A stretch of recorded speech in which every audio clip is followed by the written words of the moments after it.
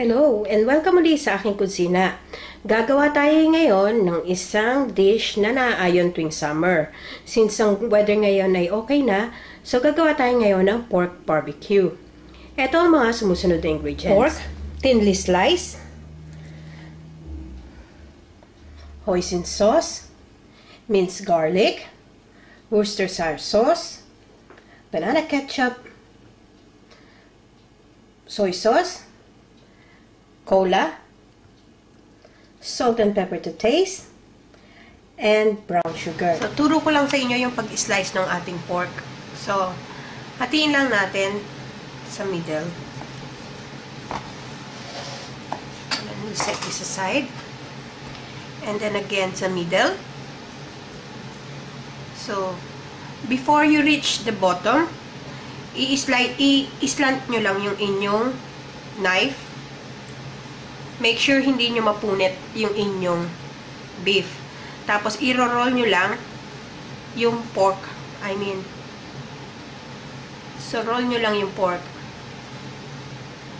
So, i-guide through nyo lang yung inyong knife. And then, niro-roll yung pork. At the same time. So, ganun. Okay? And then, we'll go on the other side. And then slant yung inyong knife, roll the pork,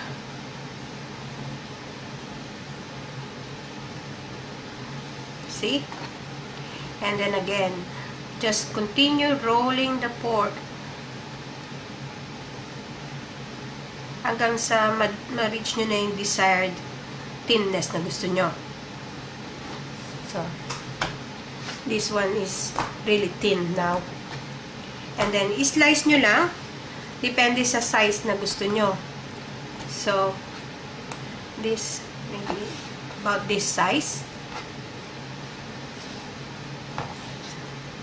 That's it. So, ready na natin itong i-marinate. So, ganito lang kalalaki.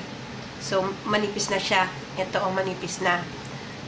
So, yung back ng ating knife, itad-tad nyo lang para medyo malambot siya pagka pag barbecue natin.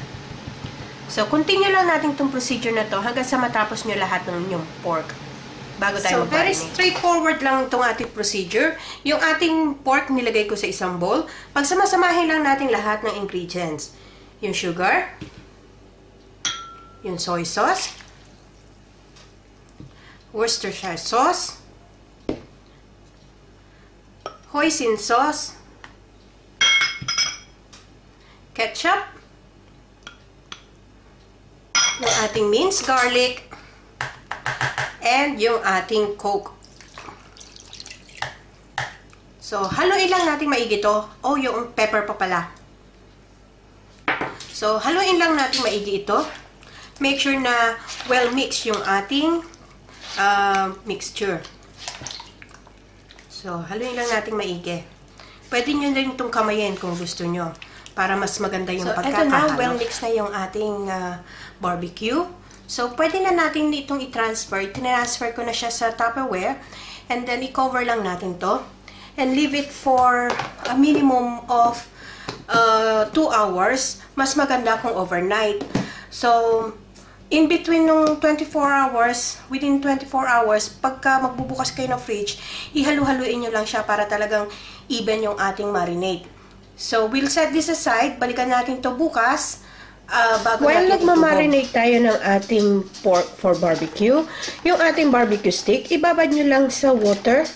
Maybe hanggang maging ready na rin yung ating marinade. Minimum of 1 hour to 2 hours. Para hindi masunog pag nagbabarbecue tayo. So, ito na yung ating pork na na-marinate overnight. So, itutuhog lang natin siya. So, yung ating stick na binabad ko for an hour. So, para lang tayo nagtatahi. Ganun lang, oh. Pasok, tusok.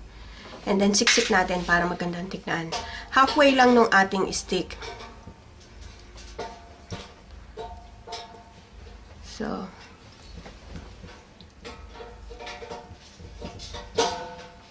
tuhog dito sa dulo, labas sa kilid, and then ganun. And then siksik natin. So, siguro mga 4 na piraso. Para magandang tignan, siksik talaga. So, yan. So, ready na. So, tuloy lang natin to hanggang matapos nating ituhog lahat ng barbecue. So, yung ating pinagbabaran. So, yung ating pinagbabaran, nilagyan ko lang ng konting olive oil. Tapos, ito yung pambabrush natin habang magbabarbecue tayo. I-brush lang natin yung ating marinade para hindi tuyo yung ating barbecue. So, brushan lang natin yung ating marinade para hindi tuyo yung ating barbecue. So, ikot-ikot lang natin. So, this one is almost ready. Just continue lang yung pagbabrush and then pagbalik-baliktad para hindi masunog. So, ito na ang ating pork barbecue. Ready to tuck in. Sana magustuhan nyo itong recipe na ito and share it with your friends. Hanggang sa susunod kong video, magkita-kita ulit tayo. It's barbecue time!